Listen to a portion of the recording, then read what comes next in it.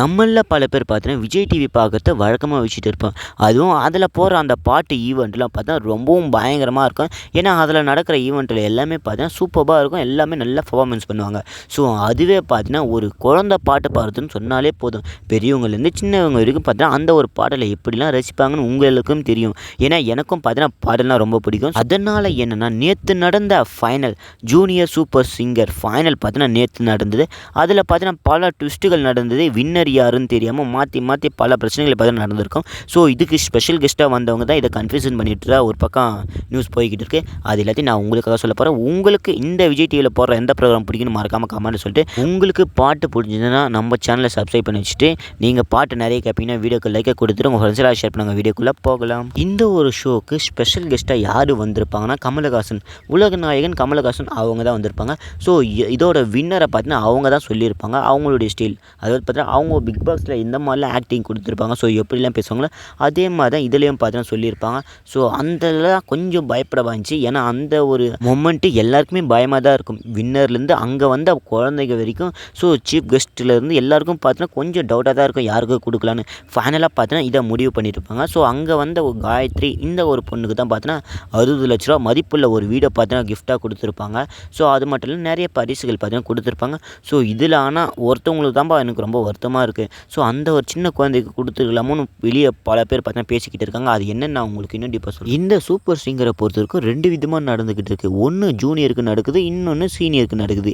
இவங்க 2 பேரும் பார்த்தா டிஃப்ரெண்ட்டாக நடக்குது. இப்போ பார்த்தா நேற்று நடந்தது பார்த்தீங்கன்னா ஜூனியர் சூப்பர் சிங்கர் ஃபைனல் பார்த்தா நடந்தது. இதில் பார்த்தீங்கன்னா 4 கண்டஸ்டன்ட் பார்த்தீங்கன்னா போட்டி போட்டிருப்பாங்க. அதில் வின்னரான காயத்ரி இவங்களுக்கு தான் பார்த்தீங்கன்னா கமலஹாசன் அவர்கள் பார்த்தீங்கன்னா அவங்க கையில் பார்த்தீங்கன்னா பரிசை வழங்கியிருப்பாங்க. இந்த ஒரு நிகழ்ச்சியில் சிறப்பு விருந்தினர் யாரெல்லாம் வந்திருக்காங்கன்னு நான் உங்களுக்கு சொல்கிறேன். ஒன்று பார்த்தீங்கன்னா கமலஹாசன் அவர்கள், இன்னொன்று பார்த்தீங்கன்னா ஏஆர் ரஹ்மான் உள்ள பல பேர் பார்த்தீங்கன்னா இதில் கலந்துக்கினாங்க. ஸோ இந்த ஒரு டைட்டில் வின்னரான காயத்ரி இவங்க பார்த்தீங்கன்னா ஸோ அவங்களுடைய குரலால் பார்த்தீங்கன்னா பல பேர் பார்த்தீங்கன்னா கவர்ந்துக்கிட்டு இருந்தாங்க. இப்போ பார்த்தீங்கன்னா நேற்று நடந்த போட்டியில் பார்த்தா இவங்க பார்த்தா தொட்டு தொட்டு பேசும் சுல்தானா இந்த ஒரு பாடலை பார்த்தீங்கன்னா பாடியிருப்பாங்க. இந்த பாடலாலே பார்த்தீங்கன்னா பாதி வெற்றி இவங்க அடைஞ்சிட்டாங்கன்னு தான் சொல்லணும். ஏன்னா இப்போ தான் இந்த ஒரு பாடல் பார்த்தீங்கன்னா பயங்கரமாக ட்ரெண்ட் ஆகிக்கிட்டு இருக்கு. ஸோ அதுக்கேற்ற மாதிரி பார்த்தீங்கன்னா இவங்க அந்த ஒரு பாடலை பார்த்தீங்கன்னா பாடி செம்மையான வின்னரை பார்த்தீங்கன்னா வாங்கிட்டாங்க. எனக்கு தெரிஞ்சு இந்த ஒரு வின்னர் பார்த்தீங்கன்னா நஸ்ரீனுக்கு கொடுத்துருக்கலாமோன்னு தோணுது. ஏன்னா அவங்களுடைய குரல் பார்த்தீங்கன்னா எல்லாருக்குமே, அதாவது பார்த்தீங்கன்னா பாட்டு பிடிக்காதவங்களுக்கு கூட பார்த்தீங்கன்னா எப்படியாச்சும் இவங்களோட குரலில் பாட்டு கேட்கணும் அந்த மாதிரி தான் இருக்கும் இவங்களோட வாய்ஸ் பார்த்தீங்கன்னா. ஸோ ஆனால் இவங்க வாங்காத போடுது அவங்களுக்கு மட்டும் வருத்தத்தை தராது, பல பேருக்கு பார்த்தீங்கன்னா வருத்தத்தை தருது தான் நான். குழந்தைகளோட ஃபேவரட்டான கிருத்திகா இவங்களும் ஒரு பாடகர் தான். அங்கே இருந்த ஆடியன்ஸ்லேருந்து ஜட்ஜி, சிங்கர் எல்லாருக்கும் பார்த்தீங்கன்னா ஒரு பயத்தை கொடுத்துட்டாரு கமலஹாசன் அவர்கள். ஏன்னா பிக் பாஸ் ஷோவில் எப்படி திக் மூமெண்ட்டை தெரிஞ்சிருக்குமோ அதே மாதிரி தான் இந்த ஒரு ஷோவில் பார்த்தீங்கன்னா நடந்தது. இவங்க பார்த்தீங்கன்னா சீஃப், அதாவது பார்த்தீங்கன்னா வின்னரை பார்த்தீங்கன்னா அனௌன்ஸ் பண்ணுறதுக்குள்ளே போதும்னு ஆகிடுச்சு. எல்லாருக்கும் பார்த்தீங்கன்னா பயங்கரமான ஷாக்கிங்காக இருந்தது இவங்களை வின்னரை அனௌன்ஸ் பண்ணுறது வரைக்கும் பார்த்தீங்கன்னா.